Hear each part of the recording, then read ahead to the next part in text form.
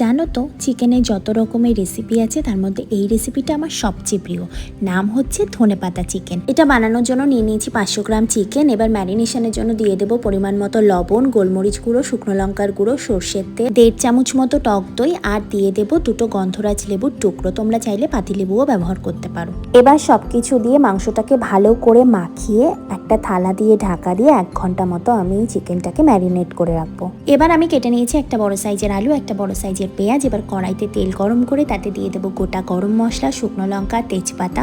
তারপর কেটে রাখা পেঁয়াজ কুচিটা দিয়ে ব্রাউন করে ভেজে নিতে হবে। আজকে কিন্তু তোমাদের সাথে শুধুমাত্র রেসিপি শেয়ার করব না, শেয়ার করব আমার রান্নার আরও একটা secret. And the secret is here, মাসালা ক্যাফের মশলা, যা আমার রান্নার স্বাদকে আরও দ্বিগুণ করে দেয়। তোমরা যারা পারচেস করবে ভাবছো তারা কিন্তু মাসালা ক্যাফের স্টোর ভিজিট করতে পারো। এদের স্টোর হচ্ছে গড়িয়াতে। এছাড়াও যারা বাইরে থাকো তাদের জন্য অনলাইনে পারচেস করার সুবিধা আছে। অ্যামাজন আর মাসালা ক্যাফের ওয়েবসাইটে তোমরা সমস্ত প্রোডাক্ট অ্যাভেলেবেল পেয়ে যাবে। এছাড়াও আমি ডিসক্রিপশন বক্সে সমস্ত ডিটেলস শেয়ার করে দেবো। পেঁয়াজটা এবার ব্রাউন হয়ে এলে দিয়ে দেবো পরিমাণ মতো আদা বাটা, রসুন বাটা। তারপর আবারও একটু ভেজে নিয়ে দিয়ে দেবো পরিমাণ মতো নুন আর চিনি।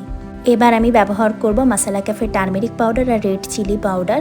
এদের স্টোরের কিন্তু আরও একটা বিশেষত্ব আছে। তোমরা যারা সরাসরি স্টোর ভিজিট করবে তারা কিন্তু চাইলে তোমাদের পছন্দ মতো যে কোনো মশলা কাস্টমাইজ করে নিতে পারবে। মশলাটাকে এবার একটু কষিয়ে নিয়ে ম্যারিনেট করা চিকেনটাকে অ্যাড করে চেরা কয়েকটা কাঁচা লঙ্কা দিয়ে ঢাকা চাপা দিয়ে কিছুক্ষণের জন্য চিকেনটাকে সেদ্ধ হতে দেবো। মাংস থেকে তেল ছেড়ে এলে এবার ভেজে রাখা আলুটা দিয়ে নাড়াচাড়া করে পরিমাণ মতো জল দিয়ে আবারও কিছুক্ষণের জন্য ঢাকা দিয়ে দেবো। চিকেনটা পুরোপুরি সেদ্ধ হয়ে এলে আমি মাসালা ক্যাফের হোম স্টাইল চিকেন মশলাটা অ্যাড করে দেবো।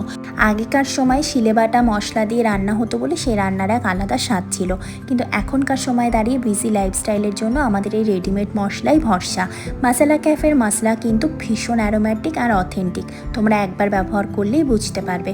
দেখো আমি এই গোটা রান্নাটা মাত্র একটা মশলা ব্যবহার করেই কিন্তু করেছি। মাংসটা ফুটে এলে ওপর দিয়ে ধনেপাতা কুচি ছড়িয়ে একটু ফুটিয়ে নামিয়ে নিলেই রেডি ধনেপাতা চিকেন।